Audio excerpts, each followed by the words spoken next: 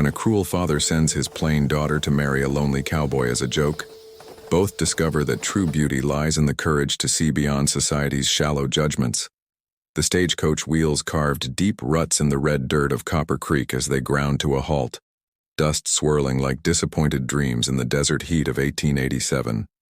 Inside the coach, Eleanor Hartwell pressed her gloved hands against the worn leather seat, feeling every bump and jolt of the 3-day journey settle into her bones like accumulated shame.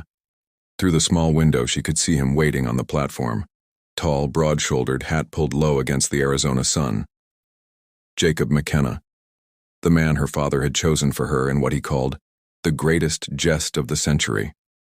Eleanor's fingers traced the scar that ran from her left temple to her jaw, a reminder of the riding accident that had transformed her from father's little beauty into the family embarrassment. The accident that had given her father the perfect excuse to ship her west to a man who'd never seen her face, who'd agreed to marriage based on nothing more than a letter and a dowry payment. A lonely cowboy desperate enough to marry sight unseen. Her father had laughed at his gentleman's club. Perfect for damaged goods. But as Eleanor stepped down from the coach, her traveling dress wrinkled and her hair escaping its pins after the long journey, she saw something in Jacob McKenna's eyes that her father had never bothered to look for. Kindness. He removed his hat, revealing sandy hair and eyes the color of summer storms. His gaze found her scar immediately. She'd learned to watch for that moment, the instant when people's expressions changed from curiosity to pity or disgust. Jacob's expression didn't change at all. "Miss Hartwell," he said, his voice carrying the gentle authority of a man who spoke more to horses than people. "Welcome to Copper Creek." Eleanor waited for the inevitable questions, the barely concealed disappointment, the polite excuses that would send her back east on the next stage. Instead, Jacob offered his arm with the same courtesy he might show a duchess. "I hope the journey wasn't too difficult," he continued as they walked toward his wagon. Desert travel can be hard on folks not used to it. Eleanor found herself studying his profile as he loaded her trunk. Strong jaw, weathered hands that moved with surprising gentleness. A man who worked with his hands but carried himself with quiet dignity. "Mr. McKenna," she began, then stopped. How did one explain that they were the victim of an elaborate, cruel joke? That their father had sent them west not out of love, but out of shame? "Jacob," he corrected gently. "We're to be married, after all. Might as well start with first names." The words hung in the desert air between them like a promise neither was sure they could keep. Eleanor felt something flutter in her chest. Not quite hope, but its distant cousin. Perhaps her father's cruelty had accidentally led her to something better than she'd dared imagine. But as Jacob helped her into the wagon, Eleanor caught sight of a figure watching from the shadows of the general store. A woman with golden hair and perfect features, her expression a mixture of amusement and malice. The kind of woman Jacob McKenna deserved. The kind of woman Eleanor would never be. Jacob's ranch sat in a valley between two red mesas, the house modest but well-maintained, with a garden that spoke of careful tending and a hope for permanence. As they approached, Eleanor noticed something that made her breath catch: wind chimes hanging from the porch, their gentle music carrying across the desert like a lullaby. "My mother's," Jacob explained, following her gaze. "She said music makes a house a home." Eleanor nodded, not trusting her voice. In her father's mansion back in Philadelphia, music had been a performance, something to display accomplishments and attract suitors. Here, it seemed to exist simply for the joy of existing. Jacob carried her trunk to the porch, then paused. "Miss Eleanor, there's something we should discuss before you decide whether to stay." Her heart sank. Here it came. The polite rejection, the offer to pay her passage back east, the gentle explanation that he'd made a mistake. "The marriage contract your father sent?" Jacob continued, pulling a folded paper from his vest pocket. "There are some unusual terms." Eleanor had never seen the contract. Her father had handled all the arrangements, telling her only that she should be grateful someone was willing to take her off his hands. Jacob unfolded the paper, his expression troubled. According to this, The marriage is conditional. If either party finds the arrangement unsuitable, within 30 days, the union can be dissolved with no penalty. Eleanor stared at the document, her father's handwriting stark against the legal parchment. But it wasn't the 30-day clause that caught her attention. It was the margin note, written in her father's distinctive scrawl. Let's see how long the cowboy lasts when he sees what he's really getting. The cruelty of it hit her like a physical blow. Her father hadn't just arranged a marriage, he'd arranged a humiliation. A month-long joke at the expense of both her and this kind man who'd done nothing wrong except answer a marriage advertisement honestly. The lead writer was a man Eleanor recognized from town, Sheriff Dalton, his badge catching the afternoon sun. But his companions weren't deputies. They wore the expensive clothes of Eastern businessmen, their faces soft from easy living and harder from easy cruelty. "McKenna," Sheriff Dalton called as they reined in their horses. "These gentlemen have some questions for you." The older of the two businessmen dismounted with the careful movements of a man unused to horses. His eyes found Eleanor immediately, and she saw recognition flicker across his features. "Miss Hartwell," he said with mock surprise. "How unexpected to find you here." Eleanor's blood turned to ice. "Mr. Pemberton." Jacob looked between them, his hand still resting on his gun. "You know this man?" "He's my father's business partner," Eleanor said quietly. "And the man who suggested this marriage arrangement in the first place." Pemberton smiled like a snake sunning itself on a rock. "Indeed. And I'm here to collect on a debt, McKenna. A debt your bride's father owes my consortium." Jacob's eyes narrowed. "What kind of debt?" "The kind that makes a man desperate enough to use his daughter as collateral," Pemberton replied.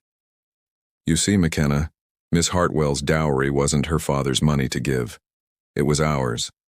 And now we've come to collect what's rightfully ours." Eleanor felt the world tilt beneath her feet. The dowry, the money that had convinced Jacob to agree to the marriage, had been stolen. Which meant she wasn't just the victim of her father's cruelty. She was an unwitting accomplice to his theft. "How much?" Jacob asked quietly. $5,000, Pemberton said, plus interest, plus penalties for late payment. Eleanor watched Jacob's face, saw him calculating. $5,000 was more than most cowboys made in 5 years. More than his ranch was worth. More than he could possibly pay. "And if I can't pay?" Jacob asked. Pemberton's smile widened. "Then we take the ranch, and the girl comes back east with us to work off her father's debt." Eleanor understood now. This had never been about marriage or kindness or second chances. It had been a trap from the beginning, designed to destroy both her and Jacob for her father's amusement and Pemberton's profit. She looked at Jacob, this good man who'd been dragged into her family's web of corruption and cruelty. He deserved better than this, better than her. "There's another option," she said quietly. All eyes turned to her. "The marriage contract has a dissolution clause. Jacob can invoke it, send me back, and walk away clean, no debt, no obligation." Jacob stared at her, something unreadable in his storm-colored eyes. "That's very sensible, Miss Hartwell," Pemberton agreed. "Cut your losses, McKenna. Send the damaged goods back where they belong." Eleanor waited for Jacob's response, her heart hammering against her ribs like a caged bird. The smart choice was obvious. The safe choice was clear. Jacob McKenna had never been accused of being either smart or safe. "No," he said simply. "No?" Pemberton's eyebrows rose in theatrical surprise. "Mr. McKenna, perhaps you don't understand the situation. This woman's father has stolen from us. She is, legally speaking, collateral for that theft." Jacob's jaw tightened. "She's not property to be bought and sold." "Actually," Sheriff Dalton interjected, pulling out a legal document. "According to territorial law, she is. Debt bondage is perfectly legal when properly documented." Eleanor felt the desert heat drain from her body, leaving her cold despite the blazing sun. Debt bondage. Slavery by another name. Her father hadn't just humiliated her, he'd sold her. "Let me see that," Jacob said, extending his hand. Dalton hesitated, then handed over the document. Jacob read it carefully, his expression growing darker with each line. "This is dated 3 months ago," he said finally, before the marriage contract was even signed. "Your point?" Pemberton asked. "My point is that Eleanor's father arranged this marriage knowing full well he was sending her into a trap. He used her as bait to lure me into debt, then planned to use that debt to steal my ranch." Eleanor stared at Jacob, seeing the pieces fall into place in his mind. Her father's cruelty ran deeper than she'd imagined. This wasn't just about getting rid of an embarrassing daughter, it was about destroying the man who'd been kind enough to accept her. "Very astute, McKenna," Pemberton said. "Though it hardly matters now, the debt exists. The collateral is here, and you have 24 hours to produce $5,000 or lose everything." Jacob folded the document carefully, his movements deliberate and controlled. "Tell me something, Pemberton. How well do you know this area?" "Well enough. Why?" "Because this ranch sits on Copper Creek, which means it's on Shoshone treaty land. And according to territorial law, debts contracted on treaty land fall under tribal jurisdiction, not territorial." Pemberton's confident smile flickered. That's not possible." "Sheriff Dalton," Jacob continued, his voice carrying new authority, "I assume you filed the proper paperwork with the tribal council before attempting to collect this debt?" Dalton's face went pale. We didn't think—" "You didn't think because you assumed you were dealing with an ignorant cowboy who wouldn't know his rights," Jacob said. "But I spent 2 years working as a liaison between the territorial government and the Shoshone Nation.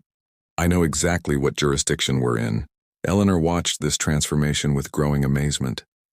The quiet, gentle man who'd met her at the stagecoach was revealing depths she hadn't suspected. Jacob McKenna wasn't just a cowboy, he was someone who understood law, politics, and the complex web of treaties that govern the territory.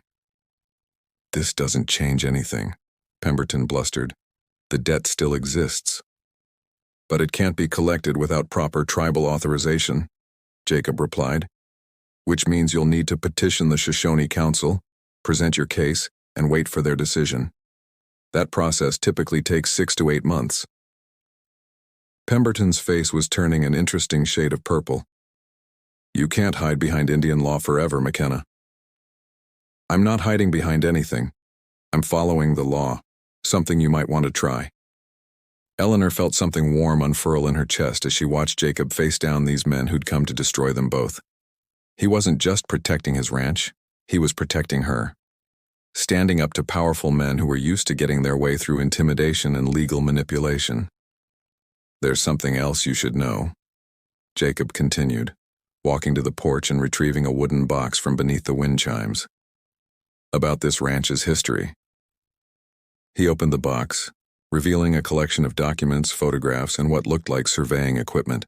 "This land wasn't just granted to me by the territorial government," Jacob explained. "It was granted as compensation for services rendered during the Apache conflicts. Services that included mapping and documenting Shoshone burial grounds that were being disturbed by illegal mining operations."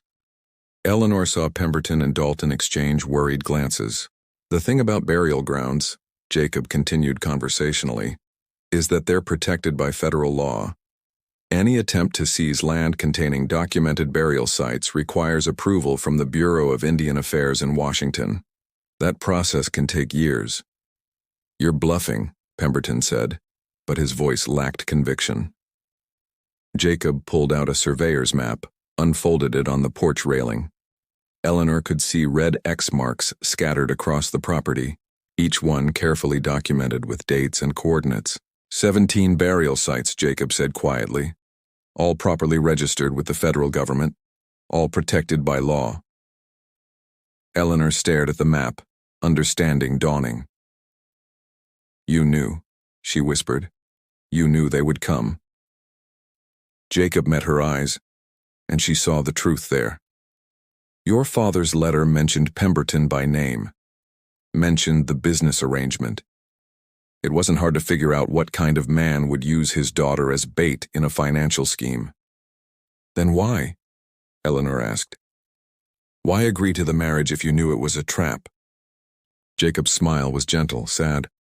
Because I figured any woman brave enough to travel 1,000 miles to marry a stranger deserved better than being used as a pawn in her father's games. The words hit Eleanor like a physical blow. He'd known about the trap, the debt, the danger, and he'd agreed to marry her anyway, not out of loneliness or desperation, but out of kindness, out of a desire to save her from her father's cruelty. This is very touching, Pemberton interrupted, but it doesn't change the fundamental facts. The debt exists. The girl is collateral, and sooner or later, we will collect. Maybe, Jacob agreed, but not today, and not on my land. Pemberton remounted his horse, his face twisted with frustration. This isn't over, McKenna. We have resources you can't imagine, connections that reach all the way to Washington. I'm sure you do, Jacob replied, but I have something you don't. What's that? Jacob's hand found Eleanor's, his fingers warm and strong against hers. I have the truth, and in my experience, the truth has a way of winning out in the end. As the three men rode away, Eleanor felt the weight of Jacob's revelation settling over her like a blanket. He'd known about the trap from the beginning, had walked into it willingly, not for money or land or loneliness, but to save a woman he'd never met from a fate she didn't deserve. Jacob, she began, but he was already shaking his head. There's more you need to know, he said quietly. About why I really agreed to this marriage. About what I've been hiding. Eleanor's heart clenched. After everything she'd learned, what other secrets could there be? Jacob led her to the porch swing, sat down beside her with the careful movements of a man carrying invisible wounds. I told you I worked as a liaison with the Shoshone Nation, he said. What I didn't tell you is why that job ended. Eleanor waited, sensing that whatever came next would change everything between them. 2 years ago I was married, Jacob continued, his voice barely above a whisper. Her name was Mary. She was everything a man could want. Beautiful, kind, intelligent. We were happy. Eleanor's heart sank. Of course. Of course he'd been married before. Of course he'd loved someone else, someone beautiful and perfect and everything Eleanor could never be. What happened? She asked, though she wasn't sure she wanted to know. Pemberton happened, Jacob said, his voice hardening. His consortium wanted the land where Mary and I had built our home. When we refused to sell, they found other ways to persuade us. Eleanor felt ice forming in her veins. What kind of ways? The kind that leave a man's wife dead and his house burned to the ground, Jacob replied. The kind that make a man realize that sometimes the law isn't enough to protect the people you love. The truth hit Eleanor like a physical blow. Jacob hadn't just known about the trap. He'd been planning his own, using her father's scheme as an opportunity to draw Pemberton out, to get close enough to the men who'd destroyed his first chance at happiness. You're using me, she whispered. Just like my father, just like Pemberton. I'm bait in your trap too. Jacob turned to face her, his storm-colored eyes filled with pain and something else, something that looked almost like love. No, he said quietly. You were supposed to be bait, but somewhere between the stagecoach and this moment you became something else entirely. What? Jacob's hand cupped her scarred cheek with infinite gentleness. You became the woman I want to spend the rest of my life protecting. The next morning brought visitors Eleanor hadn't expected. A delegation of Shoshone elders led by a woman whose silver hair was braided with eagle feathers and whose eyes held the wisdom of someone who'd seen empires rise and fall. Jacob McKenna, the woman said in accented but clear English. I am Sarah Crowfeather, speaker for the tribal council. We need to talk. Jacob rose from the breakfast table, his expression respectful but wary. Sarah, it's good to see you again. Eleanor watched the exchange, noting the familiarity between them, the undercurrent of shared history that spoke of more than just professional dealings. You've invoked treaty law to protect this woman, Sarah continued, her dark eyes finding Eleanor. But treaty law comes with obligations, responsibilities you may not be prepared to accept. What kind of responsibilities? Eleanor asked, stepping forward.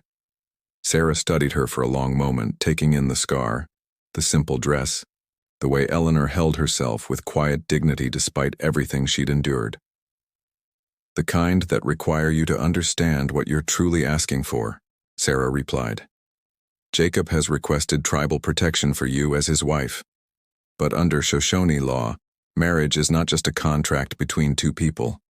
It's a bond between families, between communities. It requires commitment that goes beyond convenience or temporary arrangement. Eleanor felt heat rise in her cheeks. You think I'm not serious about this marriage? I think you're a woman running from something, Sarah said bluntly. And I think Jacob is a man still haunted by ghosts. The question is whether you're both ready to stop running and start building something real. Jacob stepped closer to Eleanor, his presence solid and reassuring. Sarah, with respect, Eleanor and I can work out our own relationship. Right now, we just need tribal protection from Pemberton's debt collectors. Sarah's laugh was sharp as winter wind. You think this is about debt collection? Jacob, you've been away from the political world too long. Pemberton isn't just trying to collect money. He's trying to establish precedent. What do you mean? Eleanor asked. I mean he's testing whether he can use territorial law to override tribal sovereignty, Sarah explained. Your marriage, your debt, your ranch, it's all just a test case. If he succeeds here, he'll use the same tactics against every native family in the territory. The implications hit Eleanor like a thunderbolt. This wasn't just about her father's cruelty or Pemberton's greed. It was about the systematic destruction of tribal rights, the erosion of treaties that protected native peoples from exactly this kind of legal manipulation. How many families? Jacob asked quietly. Hundreds, Sarah replied. Maybe thousands. Pemberton's consortium has been buying up debt contracts all over the territory. Debts owed by traders, suppliers, anyone who does business with tribal communities. They're planning to use those debts to force land sales, break up reservations, destroy the treaty system entirely. Eleanor sank into a chair, the weight of responsibility crushing down on her shoulders. So if we fight this, we're not just fighting for ourselves, we're fighting for everyone. And if we lose, Jacob asked. Sarah's expression was grim. If you lose, it opens the door for Pemberton to challenge every treaty, every land grant, every protection we've negotiated over the past 50 years. It would be the end of tribal sovereignty in Arizona territory. Eleanor looked at Jacob, saw the same realization in his eyes that was dawning in her own mind. They weren't just victims of a cruel scheme. They were the front line in a war that would determine the fate of thousands of people. There's something else, Sarah continued. Something you need to know about the legal challenge Pemberton is planning. She pulled out a document, unfolded it on the table. Eleanor recognized the official seal of the territorial government. Pemberton has petitioned the territorial court to declare your marriage invalid, Sarah explained. He's claiming that since Eleanor was already legally bound as debt collateral, she had no right to enter into a marriage contract. Eleanor's blood turned to ice. Can he do that? Under territorial law, possibly, Sarah admitted. But under tribal law, marriage is a sacred bond that supersedes all other contracts. The question is which law takes precedence. Jacob studied the document, his jaw tightening with each line he read. When is the hearing? Tomorrow, Sarah said, in Tucson, before Judge Morrison, who, coincidentally, owes Pemberton's consortium a considerable amount of money. Eleanor felt the trap closing around them like the jaws of some massive predator. Every move they made, Pemberton had anticipated. Every legal protection they sought, he'd found a way to circumvent. We can't win, she said quietly. Not in his court, with his judge playing by his rules. Maybe not, Sarah agreed. But there's another option. Eleanor and Jacob looked at her expectantly. Tribal marriage ceremony, Sarah explained. If you're married under Shoshone law, with proper witnesses and tribal recognition, then territorial courts have no jurisdiction over the union. It would be a federal matter, subject to treaty law. But we're already married, Eleanor protested. The territorial ceremony was performed by a justice of the peace who may or may not have had proper authority, Sarah interrupted. Pemberton's lawyers are already challenging the validity of that ceremony. But a tribal marriage performed by recognized spiritual leaders witnessed by the community, that's unassailable. Eleanor felt her heart racing. A tribal marriage ceremony would mean more than just legal protection. It would mean truly committing to Jacob, to this life, to a future she'd never dared imagine possible. There's a catch, Sarah continued. Tribal marriage requires both parties to renounce all previous loyalties, all family obligations that conflict with their new bond. Eleanor, it would mean legally severing all ties to your father, to your previous life. You would become, in every sense, a member of our community. Eleanor thought of her father, of the mansion in Philadelphia, of the life of privilege and shame she'd left behind. Then she looked at Jacob, at this man who'd risked everything to protect her from forces she'd barely understood. What about Jacob? She asked. What would he have to renounce? Sarah's eyes found Jacob's, and Eleanor saw something pass between them. Some shared knowledge, some old pain that still lingered. Jacob would have to renounce his quest for revenge, Sarah said quietly.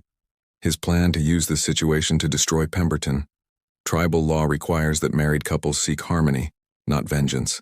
Eleanor stared at Jacob, understanding flooding through her like cold water. That's why you really agreed to marry me. Not to save me from my father's scheme, but to get close enough to Pemberton to destroy him. Jacob's silence was answer enough.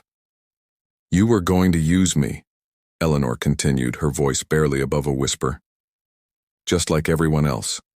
Use me to get your revenge for Mary's death. Eleanor, no. She stood up, backing away from the table. Don't try to explain or justify or make it sound noble. You were going to use me as bait to draw out the man who killed your wife. Jacob's face was carved from stone. Yes. The simple honesty of it hit her harder than any elaborate excuse could have. At least he wasn't lying to her. At least he respected her enough to tell the truth. But that was before, Jacob continued. Before I knew you. Before I understood what kind of person you are. Before I realized that revenge isn't worth destroying the best thing that's ever happened to me. Eleanor wanted to believe him, wanted to trust that his feelings had changed, that she'd somehow become more important to him than his need for vengeance. But she'd been used by too many people, betrayed by too many promises, to accept his words at face value. Prove it, she said quietly. How? Eleanor looked at Sarah, at the tribal elder who represented not just legal protection, but a chance at belonging somewhere, being part of something larger than herself. The tribal marriage ceremony, Eleanor said. If you're willing to renounce your revenge, to choose building a life with me over destroying Pemberton, then prove it. Marry me under Shoshone law. Make it real. Jacob stared at her, and Eleanor saw the war being fought behind his storm-colored eyes. The man who'd loved Mary, who'd spent 2 years planning revenge for her death, wrestling with the man who was falling in love with Eleanor, who wanted a future more than he wanted to settle the past. And if I can't? He asked quietly. If the need for revenge is stronger than my feelings for you? Eleanor's heart broke a little, but her voice remained steady. Then at least we'll both know where we stand. Sarah watched this exchange with the patience of someone who'd seen many couples face the choice between love and pride, between building and destroying. The ceremony would be tomorrow night, she said quietly, before the territorial hearing. It's your choice, both of you. But choose quickly. Pemberton's lawyers are already on their way to Tucson, and once that hearing begins, all our options disappear. Eleanor looked at Jacob one more time, memorizing his face. The way the morning light caught the silver in his hair, the kindness in his eyes that had drawn her to him from the first moment. I'll be ready, she said.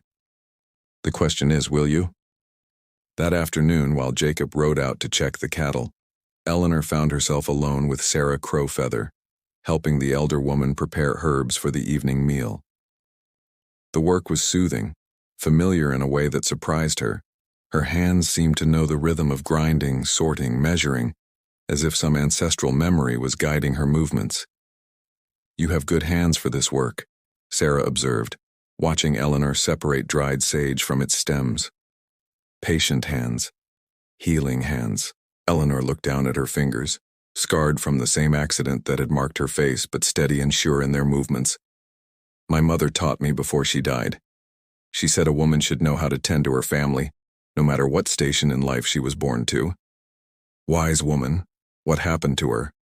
"Consumption," Eleanor said quietly, "when I was 12. After that, it was just me and Father, and he never quite forgave me for surviving when she didn't." Sarah nodded with the understanding of someone who'd seen grief twist people into shapes they'd never intended to become. "And the accident that marked your face?" Eleanor's hand moved instinctively to her scar. "A riding accident when I was 16. Father's prize stallion threw me, dragged me across a stone wall. The doctors said I was lucky to live. But your father didn't see it as luck." "No. He saw it as the end of his plans to marry me off to someone wealthy and influential. After the accident, I became inconvenient." Sarah was quiet for a long moment, her weathered hands working steadily at her own herbs. When she spoke again, her voice carried the weight of hard-earned wisdom. "There's something you should know about Jacob," she said, "about why he really came to work with our people." Eleanor looked up, sensing that whatever Sarah was about to reveal would change her understanding of the man she was considering marrying. 2 years ago, when Mary was killed, Jacob didn't just lose his wife," Sarah continued. "He lost his faith in justice, in the law he'd spent his life serving. He came to us broken, angry, looking for a way to strike back at the men who'd destroyed his world." "And you helped him?" "We gave him work, purpose, a chance to use his skills to protect people who couldn't protect themselves. But we also gave him something else. Time to heal. To remember that there's more to life than revenge." Eleanor felt a chill despite the warm afternoon air. "But he never stopped planning to go after Pemberton." "No," Sarah admitted. "He never stopped. Until 3 days ago, when your stagecoach arrived." "What changed?" Sarah smiled, the expression transforming her weathered face. "You did. The way he talks about you, looks at you. It's not the way a man talks about bait or a convenient tool. It's the way a man talks about hope." Eleanor wanted to believe it, but doubt gnawed at her like hunger. "How can you be sure? How can anyone be sure that love is stronger than the need for revenge?" "Because I've seen both," Sarah replied. "I've seen what revenge does to a person, how it consumes them, turns them into something hollow and bitter. And I've seen what love does, how it builds, creates, makes people more than they ever thought they could be." Eleanor was quiet for a moment, processing this. Then she asked the question that had been haunting her since Sarah's revelation about the tribal marriage ceremony. "What happens if Jacob chooses revenge? If he can't let go of his need to destroy Pemberton?" Sarah's expression grew serious. "Then he'll get his revenge. But he'll lose everything else in the process. His ranch, his future, his chance at happiness. Revenge has a way of destroying the person seeking it as much as the person it's aimed at. And if he chooses me, chooses the marriage, then he'll have to find another way to stop Pemberton, a way that builds rather than destroys, a way that protects people rather than simply punishing the guilty." Eleanor understood now why the choice was so difficult for Jacob. It wasn't just about choosing between love and revenge. It was about choosing between two different ways of being in the world. Two different definitions of justice. "There's something else," Sarah said, her voice dropping to a whisper. "Something Jacob doesn't know, but that you need to understand before you make your final decision." Eleanor felt her pulse quicken. "What?" Sarah reached into her medicine bag, pulled out a folded piece of paper. "This arrived this morning by special courier from Tucson. It's a telegram from your father." Eleanor's hands shook as she unfolded the paper, read the brief message. "Pemberton reports daughter missing. Stop offering additional reward for her safe return. Stop marriage contract void due to mental incompetence. Stop arrange immediate transport to Philadelphia. Stop." Eleanor stared at the words, their meaning sinking in like poison. Mental incompetence. Her father was claiming she was insane, incapable of making her own decisions, in need of being returned to his custody like a runaway child. "He's not going to let me go," she whispered. "Even if Jacob chooses revenge over marriage, even if I try to leave, Father will never let me be free." Sarah nodded grimly. "Men like your father don't give up control easily. They see people as possessions, tools to be used for their own purposes." Eleanor felt the walls closing in around her, the trap becoming complete. Her father, Pemberton, even Jacob in his own way. They all saw her as something to be used, controlled, manipulated for their own ends. "Unless," Sarah said quietly. "Unless what?" "Unless you stop being Eleanor Hartwell, daughter of a Philadelphia businessman. Unless you become someone else entirely." Eleanor looked at the tribal elder, understanding dawning. "The marriage ceremony. If I marry Jacob under Shoshone law, I become a member of the tribe, subject to tribal jurisdiction, not territorial or federal. More than that," Sarah said. "You become Eleanor McKenna, a Shoshone woman with all the rights and protections that entails. Your father would have no legal claim on you. Pemberton's debt contracts would be void. You would be, in every legal sense, a different person." The possibility hung between them like a bridge across an impossible chasm. Freedom. Real freedom. Not just from her father's cruelty, but from the entire system that had treated her as property to be bought and sold. But it would mean giving up everything she'd ever known, everyone she'd ever been. It would mean trusting Jacob completely, betting her entire future on a man she'd known for less than a week. "What if he chooses revenge?" Eleanor asked.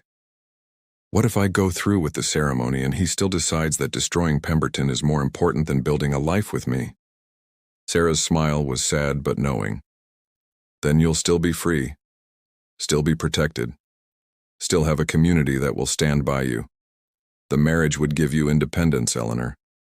The choice of what to do with that independence would be yours." Eleanor looked out across the desert, toward the red mesas that surrounded Jacob's ranch like ancient guardians. Somewhere out there, Jacob was wrestling with his own choice. Love or revenge, building or destroying, the future or the past. Tomorrow night they would both have to decide who they wanted to be. Eleanor folded the telegram carefully, tucked it into her pocket. Her father's words, his attempt to control her even from 1,000 miles away, would not define her future. She would define it herself.